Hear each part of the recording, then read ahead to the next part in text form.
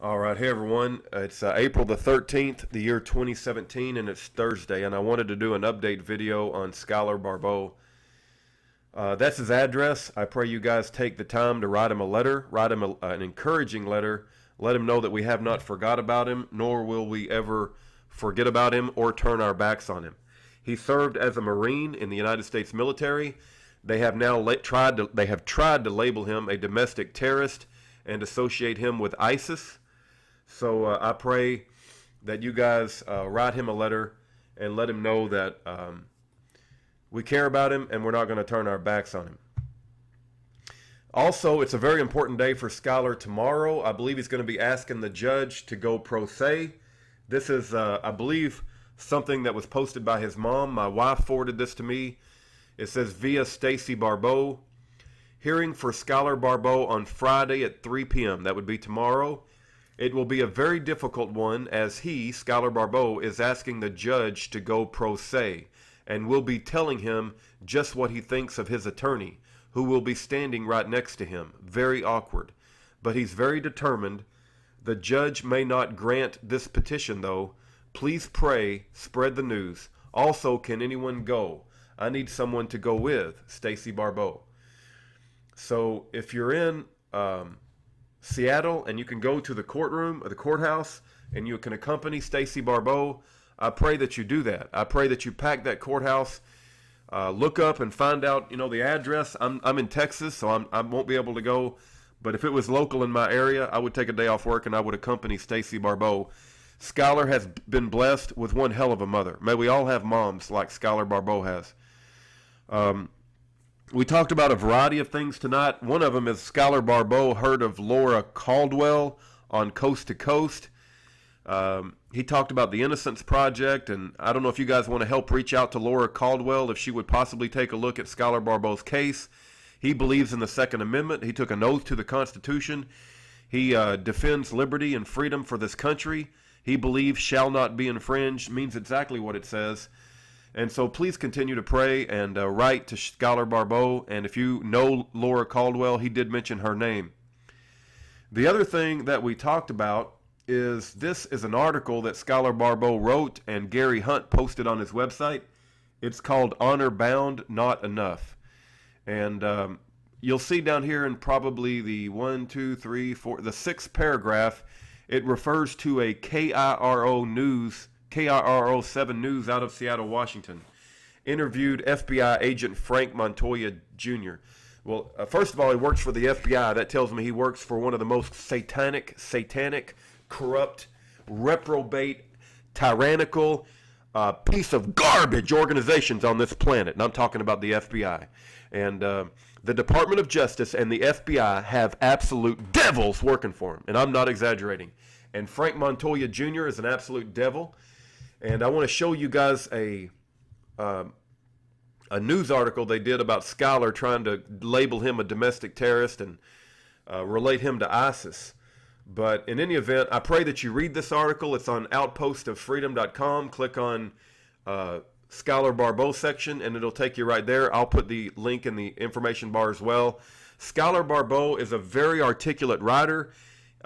His message, he takes, he's a very talented writer, and he writes about honesty, integrity, honor. He writes about fortitude, constitution, character, integrity. Nothing that FBI agent Frank Montoya would know about. But in any event, here is the KIRO 7 news article. It took me a while to find it, but I did find it. And I want to play you this video that's absolute hit piece on Skylar Barbeau. And then maybe I'll print this off. And but let's listen to this video. And I'm going to have to silence my microphone and turn on the computer. So I'm going to silence the microphone now, and we'll try to get this video working. FBI is watching here in Washington. The FBI says it's investigating people in our area who are communicating directly with terrorists. Good evening again. I'm Steve Rabel. I'm Monique Minglavin. They are talking with ISIS, also referred to as ISIL. Cairo 7's Dave Wagner has a fascinating interview with the outgoing FBI agent in charge of the Seattle division. Frank Montoya runs Seattle's FBI office. He doesn't want to cause alarm or panic, but he tells me he's concerned about aspiring terrorists here in Washington, both foreign and domestic. In a city often said to be sleepless, There's a lot of cases that stay on my mind at night. Frank Montoya may be taking sleep deprivation to a whole new level. There's a lot of stuff that's potentially volatile out there. The outgoing head of Seattle's FBI sees an undercurrent of potential terrorism. There are individuals in this community who are either interested in traveling to Syria and Iraq to fight with ISIL, or to plot and plan terrorism here in this country. It's aspirational at this point. Is there communication going on between those individuals and ISIL? Yes. There is. Direct communication. Yes. Using encrypted apps, the conversation between the aspiring and the converted has never been more difficult to trace. The ease with which social media facilitates that communication has been a major challenge for us. In February, Seattle's Joint Terrorism Task Force arrested Army deserter Daniel Franey on weapons charges at his home in Montesano. Investigators say he praised ISIL as the best people on earth and talked of plans to attack a Seattle area military base. It's just one of many potential terrorist threats being investigated by the FBI in Seattle. It's been steady over the past 2 years, around a little over 100. 2 years ago, Hinda Osman-Durain was arrested in Kent. Investigators say she was funneling money to the al-Qaeda-linked extremist group Al-Shabaab in Somalia. That's a lie. I can't believe that. We're going to go into these neighborhoods. We're going to build relationships. Sometimes we're going to arrest people. That's, especially if they're plotting to commit an act of terror. I'm not saying that the Somalis are a problem. I'm saying that there are issues out there, there are challenges out there that affect all of us. Certain communities have been very sensitive about our activities relative to counterterrorism investigations. Our Muslim communities in general. There is a lot of rhetoric out there about how they are the cause of all of our problems in this country. Well, that's just absolutely untrue. Donald J. Trump is calling for a total and complete shutdown of Muslims entering the United States. When a presidential candidate calls for a ban on all Muslims, does that impact your ability to relate to your community here? Absolutely. First of all, it scares those communities. They wonder what's going to happen next. Do you think a ban on Muslims would be a good idea? Absolutely not. Absolutely not. This is the land, the home of the brave and the land of the free, right? The vast majority of these individuals, they're coming here to escape a worse place. It just creates more fear in our own population about so-called outsiders, so-called foreigners. Really, we're a nation of foreigners. It's not just foreign threats on the FBI's radar. Another individual on the domestic terrorism side of things, so not necessarily internationally terroristic in nature, but Skylar Barbeau, someone that you're familiar with. Are you, Skylar, a danger as you've been portrayed to the public? Not to the public. Only to those who wish to do harm. Earlier this year, I spoke with Barbeau, who's being held on weapons charges in the federal prison at SeaTac. I consider myself to be like a sheepdog against the wolves. Barbeau is a former Army demolitions expert and bodyguard to Nevada rancher Cliven Bundy. He admits to threatening law enforcement and once called Oklahoma City bomber Timothy McVeigh my hero. In a recent letter to me, Barbeau says that statement was simply for shock and awe. The only people I'm a threat to are people that have evil intents. Frank Montoya isn't taking any chances. Holy cow, about a third of the building has been blown away. He investigated the Oklahoma City bombing. It is something that challenges us every day. Barbeau is part of the Patriot movement and says in his letter, the war is inevitable. One of our biggest challenges is that this is a free country, that the First Amendment protects a lot of written and spoken behaviors, and rightly so, absolutely rightly so.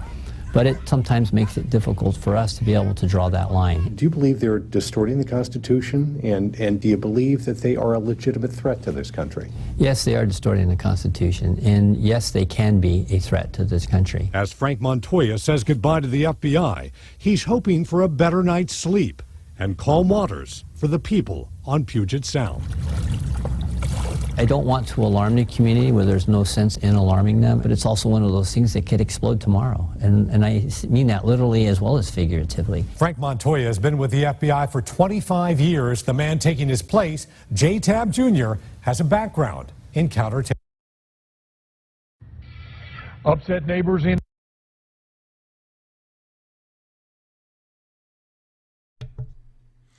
All right, you guys hear that? That's FBI Special Agent Frank Montoya, a reprobate piece of human garbage on a fast train to hell. He is responsible for the destruction of Scholar Barbeau's life, but what he has intended for evil, God will use for good. There's a book that I would like for all of you guys to read. It's called The Terror Factory, Inside the FBI's Manufactured War on Terrorism by Trevor Aronson. Look, the road to hell is paved with good intentions. And I don't know if FBI Special Agent Frank Montoya has good intentions or not, but he has no right to put Scholar Barbeau in prison for 10 years and to have a news piece to link a Marine, a United States military veteran that is a Marine, to link him with Al-Qaeda and ISIS is treasonous. And FBI Special Agent Frank Montoya is an absolute traitorous, treasonous piece of human garbage, as is most of the people working for the FBI and the Department of Justice. You can read a book called Licensed to Lie, Exposing Corruption in the Department of Justice by Sidney Powell. There is another book that exposes the Polar Pen Team and the corruption in the Department of Justice called Not Guilty, The Unlawful Prosecution of United States Senator Ted Stevens by Rob Carey. Those books will enlighten and educate you on how evil and how corrupt and how reprobate and degenerate and full of debauchery our law enforcement, FBI, and Department of Justice has become. They cover for each other, and they are absolutely not abiding by the Constitution. They are tyrannical minions who are propagating an agenda for the New World Order to destroy the Constitution. And it is men like Scholar Barbeau and other P3s, patriot political prisoners, and other patriots that are trying to stand in their way of just having absolute despotism within America. Praise God for men like Scholar Barbeau. I pray that you show up in that courthouse tomorrow and accompany his mother.